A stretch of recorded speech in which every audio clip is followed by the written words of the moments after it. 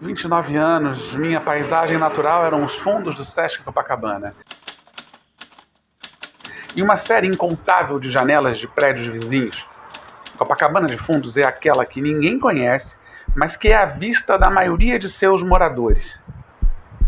É ali, nos fundos dos prédios, que as pessoas gritam, surtam, pulam, transam de janela aberta. É ali que os varais esperam o sol secar calcinhas, sutiãs e outras roupas menos interessantes de se ver. E que alguns se expõem dançando de cueca e meia em plena luz do dia. Eu via todas as noites do meu quarto uma luz piscante em uma das muitas janelas que eu observava como se fossem as estrelas de um céu perpendicular que se estendia pelas paredes dos prédios que ficavam atrás do meu. Entre gemidos e sussurros e eventuais automóveis entrando e saindo das garagens, eu ia ficando cada vez mais intrigado com uma janela em particular, que todas as noites fazia uma comunicação estranha comigo. Pelo menos eu achava que era comigo. Algo tipo um código Morse, que eu até tentei inutilmente aprender, mas foi inútil. Em vão. Um dia, ao entardecer, desavisadamente notei que havia alguém naquela janela em particular e vi uma menina. Tive a certeza de que, apesar da distância, ela estava olhando para mim e suplicando pela minha ajuda. Implorei a minha mãe que me comprasse um binóculo para aprofundar minhas pesquisas. Custou um pouco, mas como estava perto do meu aniversário, foi o presente daquele ano. Era o segundo ou terceiro aniversário já nos anos 80 e foi o presente daquele ano. Sim, porque naquele tempo, presente só no Natal e no aniversário. E se fosse algo muito bom, mas muito bom mesmo, aí era um presente só e a gente ganhava uma lembrancinha na outra data, só para não passar em branco.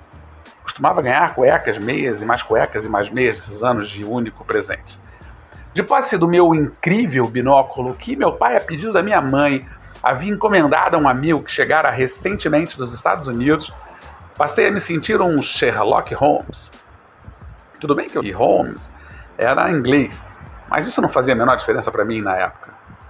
E mais incrível ainda, passei a enxergar o lado de dentro das casas das pessoas. Era nítida a imagem e, por via das dúvidas, passei a fechar a cortina no meu quarto, coisa que eu nunca fazia, mesmo andando de cueca e meia pela casa inteira, o dia inteiro. Afinal, eu não podia deixar que me vissem bisbilhotando o quarto da vizinhança. Meu foco era o quarto bem em frente à minha janela, mas pela contagem, ficava no 6º andar, enquanto que o meu ficava no 5º. Meu pai dizia que tinha algo a ver com o pé direito de cada prédio, que deviam ser diferentes. Entrando com meus olhos biônicos no quarto dela, notei que havia cortinas grossas e que ela as mantinha fechadas boa parte do dia, talvez simplesmente porque o sol da tarde em sua janela batesse com força, mas na minha cabeça havia um grande mistério ali. Um grande mistério ali dentro e eu estava prestes a desvendar. Como nada demais acontecia, a não ser, vez ou outra, ela iniciar aquele pisca-pisca infernal no quarto, que muito me intrigava, fui esquecendo, aos poucos, daquele possível mistério. Cheguei a achar que havia de fato alguma coisa errada e que eu seria o herói a salvar a donzela das masmorras do 6º andar do prédio vizinho. Nunca conseguia fazer nada em relação àquela menina. Com o tempo, esqueci completamente o caso.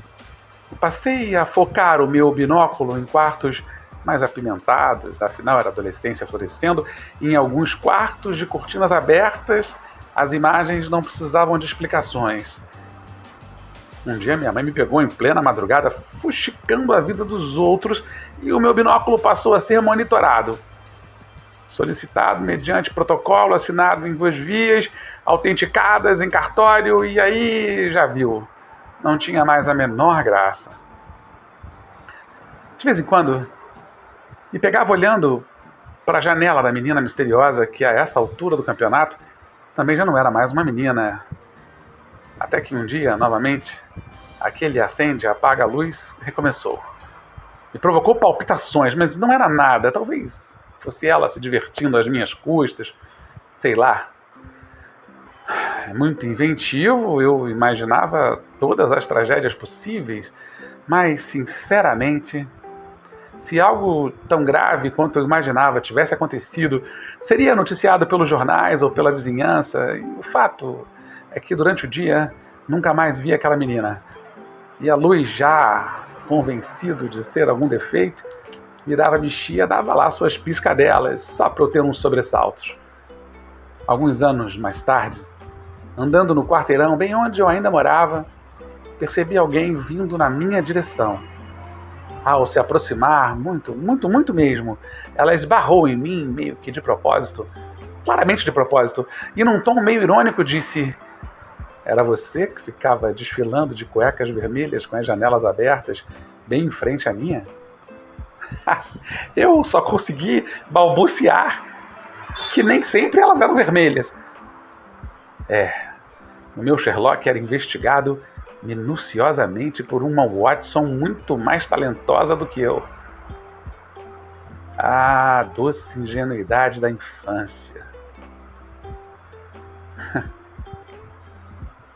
Copacabana.